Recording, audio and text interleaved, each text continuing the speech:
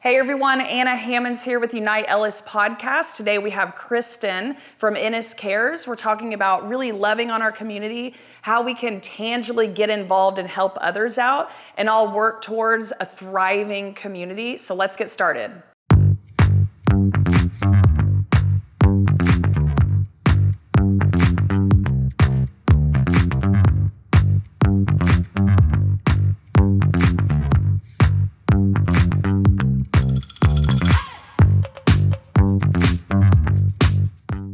All right, Christen, thanks for coming on today. Let's start off by you telling us about yourself, about Ennis Cares, and we'll kind of go from there.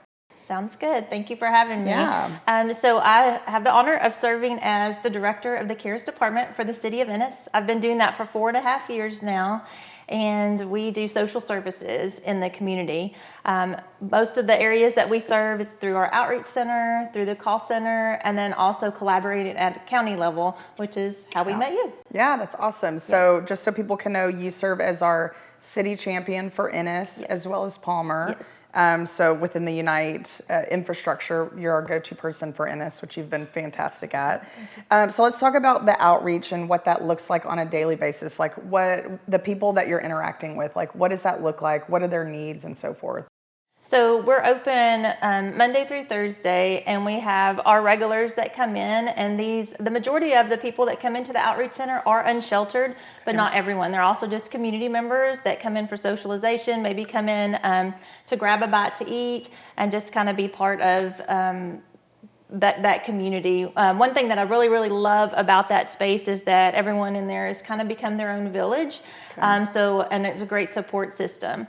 So in that space, we do provide basic needs. We have breakfast every morning. They can pack lunches for the day. We do the laundry for them. We help them apply for any kind of services, whether that be SNAP benefits. If they want to apply for a job, we have the computers there to help them with those applications and that whole process, because that can be overwhelming. So even though we help with those kinds of things, the main idea and the main reason why we're in that space is to develop those relationships so that we can earn their trust, learn more about their story to see how we can better help them long term. Okay, so I want to drill down into kind of the city element that you talked about. So of course with Unite Ellis, we talk a lot about cross sectors. So government, education, business, nonprofit, and faith, and how those sectors can come together and work together. So you are an entity of the city or the building, like kind of explain how that's broken down there. Yes, and so it's very unique to city government what we are doing. So I'm actually an employee of the city of Ennis. They provide this space where we office, the space where we have the outreach right now. And then we work closely with partners, with churches and nonprofits. There's an Ennis Cares nonprofit that we work closely with, and they're the one who actually funds everything in that space as far as the food and services that we provide there that comes from our partnerships through other organizations. That's really neat. I mean, I think it's a great example. I wish every city could do something like that. I think it's a great example for the rest of us. Okay, so let's talk about some of the people, again, that you're coming in. They're getting food. What are some of the services that y'all are providing? Yes, and so a lot of this came out of, we opened a cooling center 2 years ago, and as we were serving community members, and especially community members that were unsheltered, we were really paying attention to things they were sharing with us and their needs. And so as they came in, they would ask for, where's a place that I could keep my bag? Think about carrying everything on your back everywhere you go. So we're able to provide lockers for them in the outreach space where they don't have to carry everything with them all the time. They can keep their toiletries there and some things. They bring their laundry in. We wash their clothes for them, and it's washed, dried, folded, and ready for them the next day. They can keep those in their locker and take what they want with them as they leave. Again, food, we provide that for them. And we're looking for another solution where we can offer showers in that space as well, so that they have a place to get cleaned up, because there's really nowhere to go do that. So we're working on that as well. Also in this space, it's one of the large things that we take care of is helping them apply for to get their driver's license, their social security card, their birth certificate, those kinds of things, so they have the proper documentation so that they can get a job and accomplish the things they need to, whether that's apply for SNAP benefits, social security, whatever that is. That process is very overwhelming, and having that kind of documentation is not always the case whenever we're working with people that are unsheltered. So it may take even a month to track down the documentation they need to obtain those things. So we try to help with that as much as possible. So one of the things I remember early on learning and kind of having an aha, like watching you go through some of this is, okay, so say you have someone come in and they're like, I want to get a job, but I've got to start, we're starting from scratch here. They don't even have a license. Well, you go and apply for some of these things, and then you need a mailing address. Yes. And they're homeless. Yes. So you went off and got what? So we set up a P.O. box Okay. that goes to Ennis Cares. And so the people that we work with are able to receive their SNAP card, insurance card, anything that they've applied for through that P.O. box. And then we connect with them at the outreach center and are able to give that to them. But yes, that was a huge barrier for them to receive some of the services. So we've been able to help with that. We also help to coordinate transportation for them. So whether that's two of the CARES team taking them to an appointment, setting up a Lyft ride. If they have enough notice, we can get them scheduled through community transit. We try to help with that transportation because it's a large barrier as well. Yes. So it was definitely something that once I heard it, I was like, oh, right, that totally makes sense. But I hadn't even thought of it beforehand. Yeah. So you have people coming in and you're just figuring out where you're at and then helping them overcome the barriers of whatever that is, it sounds like, which is really cool. I know there's been several times that I've watched y'all, figure out, this is the need, they need a locker, we'll figure out lockers. Or, y'all literally taking things to a laundromat or to go wash them, which I think is so cool. So how would you say, if there's a community member that's like, I specifically want to get involved in Ennis Cares, what does that look like? How do you use volunteers? Yes, so we have an amazing team outside of our Ennis Cares staff. We have a social worker on staff and a program manager. And so we have 18 volunteers that are in rotation for the outreach center. So that starts with an interview just to make sure that we feel like they may be a good fit for that, because it can be overwhelming to be in that space. Yeah. And so we just kind of talk to them and make sure that's something they would be comfortable with and explain to them what happens in that space. And then we have volunteer orientation and training and crisis intervention training and training on de-escalation and working with homelessness and mental health and those things. And we provide that training to our volunteers, and then they get it on the rotation. And then what about tangible things like donations of food, or what other things do you bring in that you need the community support with? Yes, our community has been amazing. So toiletries, food that we have there in that space, and we do not receive the same type of food that we would give to the food pantry. We want people to continue to give to those food pantries because they do an amazing job. But in our space, cereal, things for lunches, those kinds of things, chips and coffee, and just kind of simple things like that. We do have a freezer now, so we're able to keep sausage and hamburger meat and those kinds of things in there to store. So that's helpful. Toiletries are always huge. We're thankful for any time we get any kind of toiletries, paper goods in that space, then we don't have to spend the funding on that. Underwear, t-shirts, just things that we take for granted, very simple things. Right. All of those things are very helpful in that space. That's good. Okay, so you mentioned training. Yes. So if someone hasn't worked with the homeless population, I'm sure there could be surprises or whatever. What would you say to someone, or how would you describe the experience of working with the homeless population, and how it could be for someone coming in new, or it doesn't have to be as scary as they might make it out to be, or whatever. Yes. So how would you address that? I love that question, because I think it's so important that we educate our community on just treat someone with kindness, compassion, dignity, and respect. And we should do that every day, all day, to everyone anyway. So that's the go-to answer for that. However, working with people who are experiencing homelessness, people who have mental health issues, it's always wise to keep a safe distance. Always explain to them what's going on before. Don't assume somebody needs a hug or wants a hug or wants to be touched. That's not, they sometimes don't want you in their bubble and space. And so like, even when I sit down to have conversations with people, I'll keep a distance, and then I'll say, is it okay if I have a seat next to you and visit? And then if they'll say, yeah, sure, have a seat and we can visit. But just to be very mindful of their space, because we don't know what kind of trauma that they've had in the past. And PTSD is very common with people who are experiencing homelessness. So even as we're in that space and they're kicked back and they're sleeping, if it's time for us to close, from a safe distance, we'll speak softly and kind to them and just you know, sorry to bother you. You Yeah. look like you're resting so well, but we're going to have to wrap Right. up, but don't want to That's great. startle them. But yes, no, they're just like me and you, and we have conversations just like this with them every day. I know you've always been so good to call them your friends. You know, it's not, you know, categorizing them as clients or anything like that. I've always been really impressed with that. Okay, so let's talk about some of your standout moments or stories that you've come across in the years that you've done this. Any ones that kind of stand out to you? Yeah. Most recently, we had a gentleman that was living in a tent, and we met him through our warming center in January when we had the cold snap. And he came in just looking for shelter. He was looking for just food, just, you know, basic needs. So we were able to connect with him and visit with him. A week later, he was able to connect, and he got a job. A month later, he had moved into the boarding house across the street from the outreach center. And then most recently, he's gotten a car. And quite honestly, I think we were all more excited about him getting a car than he was. We were like, what? You got a car? Let's see. And he was like, yes, I got a car. Anyway, we're just super proud of him, and he's doing great.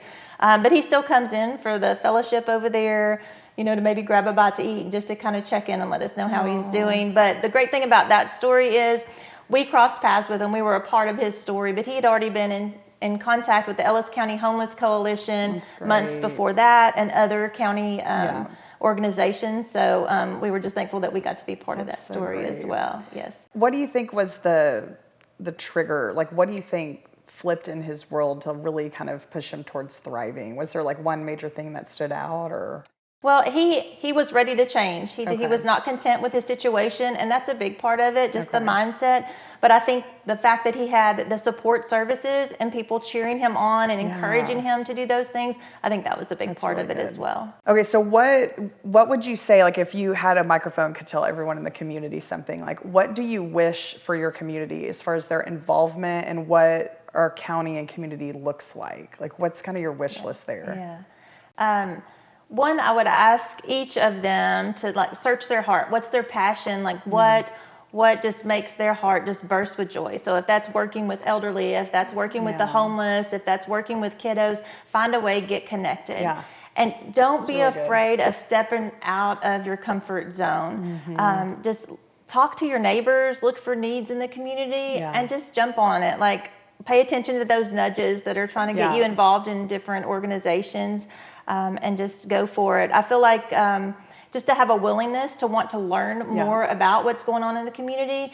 And I feel like as leaders in the county and in our community as well, we need to do, I think, a better job of communicating to our, communicating and educating our community members on how to interact with our homeless neighbors and friends. They're part of our community. And so many times people aren't being ugly to them. That just makes them uncomfortable because that's not what they're used to. So everybody, we're all in our own little kind of bubbles in our world, but it's so important to know that they're people just like us.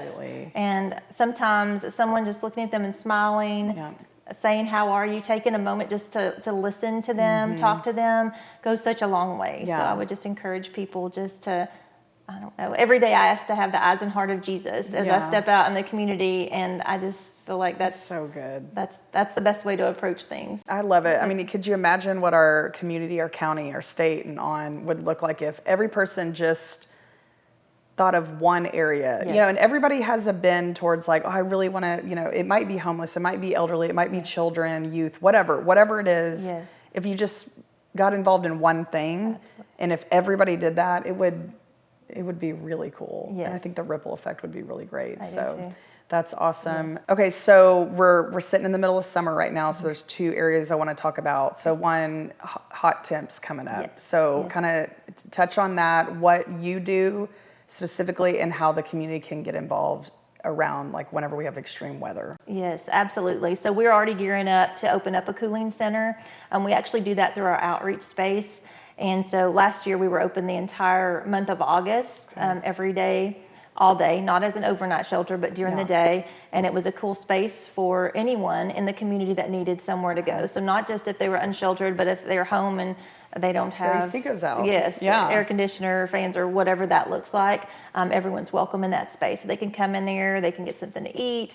And I would encourage other cities across the county to do the same thing. This doesn't have to be a city outreach center. This can be done through a church. It can be done through a nonprofit. If you just have a space where people can gather and just offer them cool space, have something to maybe eat or drink to kind of hang out in that space. It's really simple, really but it gives the community members an option to kind of get out of that heat. We also try to keep some fans on hand. We have people come in that request maybe an AC unit, so we can reach out to some of our partners to try to find that for families that are trying to keep their homes cool. Okay. Yeah, that was going to be where I was going to go, because I remember coming into y'all's space one time and there was like a whole stack of like the AC units or the fans that I assumed y'all were giving to people that needed them. Yes, and sometimes we'll have a church that'll say, hey, we've purchased 10 AC units, and we have, as you're making contacts with the community, if you know someone that can use it. We haven't had anyone do that yet, but we will shout out to the wide world and try to find something for someone if they need it. Great. Okay, perfect. And then the other thing I was thinking about with summer is, not that I want to rush us back to school, but I know it'll be here before we know it. Yes. And last year when I came to the Give a Kid a Chance event, which is like the Ennis back to school events, and we were hopping to all the back to school events, and it was so fun. But I was blown away by the community turnout at the Ennis event. And I brought a pack of teenagers, and I'm thinking, hey, we're going to bring like 10 people. I bet we could help with this event and get it done. And I walk in, there's like probably 200 people in there, like all with a line packing backpacks with school supplies. And it was so cool. It was amazing. So are y'all doing that again this year? Do you know the date? What else is going on? Yes, we're super excited about the back to school event. We've been doing that for 12 or more years now, I think. Cool. And so this year it's on Saturday, August 2nd from 8 to noon. And we will have, it'll be a one-stop shop for all things back to school. Kiddos will get a backpack with age-appropriate school supplies. We hope to have the spirit shirts again this year. There's a book nook. They can get haircuts, vaccinations. They can get information on that. And then the school will be there giving information about enrollment and anything they need for as far as registration. This is always one of my favorite events. This is a true community event. This is the city, nonprofits, churches, businesses, the ISD, everybody just comes together to just wrap around these families and love on them and just remove that stress and that burden, the financial burden of getting your kiddos ready for school. So yes, Ennis Cares, our role this year will be, we're going to do a mobile food pantry event. We've partnered with Catholic Charities of Dallas and North Texas Food Bank, and so we'll have enough food for 350 families as they come through this year. It'll be a drive-through event, so after they get all their school supplies and goodies, they can come outside and we'll load them up and send them home with some groceries as well. That's awesome. And then is it the week before? That's the stuffing event. That's what I came to. Yes. So the Sunday before, that's when we do the backpacking event. And it's just an assembly line that you go through. So our director was actually in the military. He was a colonel. Oh, that makes so much sense. So he has it down. Yes. He does an amazing job, and everything runs smooth. And in 2 hours, we pack 1,500 backpacks. So it's so much fun, and it's a way for elderly community members all the way down to littles to get involved. Okay, so how are you getting all the supplies? Like, are people donating them, or where do you get them all? So we are doing a Stuff the Bus event to get some school supplies, but generally this is from fundraisers and different things that Give a Kid a Chance does, and the donors actually give throughout the year. There are some donors that have been giving to this for years and years because that's their heart. Okay, so we covered so much. Thank you so much for everything that you do. I really do think Ennis is a much better place because not only of you, but also all the just amazing people. I know you have a really good team down there that is just constantly serving people. So thanks so much for everything. And Ellis County, we've covered a ton of ways to get involved. Everything from air conditioners to food to coming out to back to school events. So find your place, listen to your heart, think about how you can get involved in our community and plug in. You can reach out to Unite Ellis. If you're in the Ennis area, you can go straight to Ennis Cares. Get involved and get plugged in, and let's help our community thrive. Y'all have a great one.